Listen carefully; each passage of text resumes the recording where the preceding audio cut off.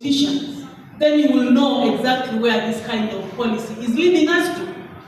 This policy to me is very, very subjective. It leaves a lot of room for manipulation. It leaves a lot of room for oppression, and nobody can question anything the way it stands.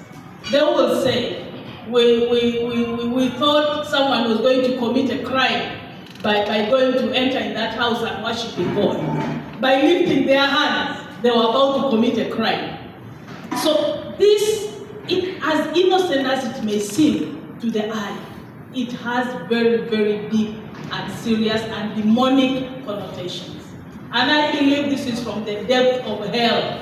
And whoever calls themselves a Christian, whoever believes in the living God, the one who created heaven and earth, this is the time to stand up and be counted. Speak out. You may not act, but speak out. Share it and understand that these are times that we must show ourselves as Christians, as people who believe in God, and must defend our faith.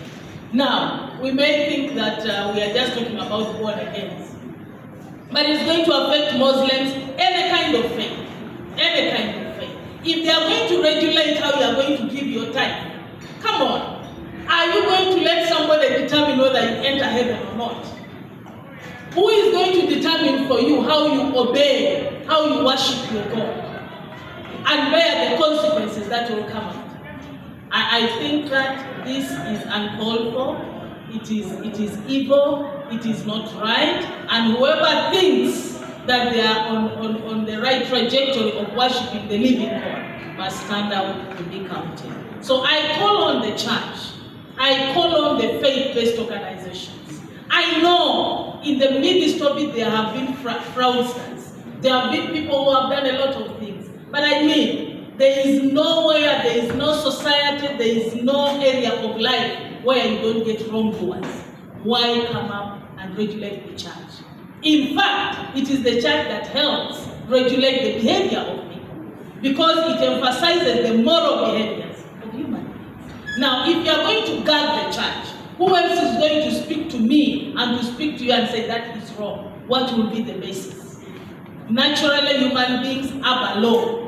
But when it is something that is spoken on a spiritual side, morally, people tend to respond to it. So I think government is making a mistake by perpetuating this kind of thinking, by fronting this kind of regulation. It is not going to end up well. And whoever is awake in this country must speak as someone who is awake and stand to be counted. Thank you so much.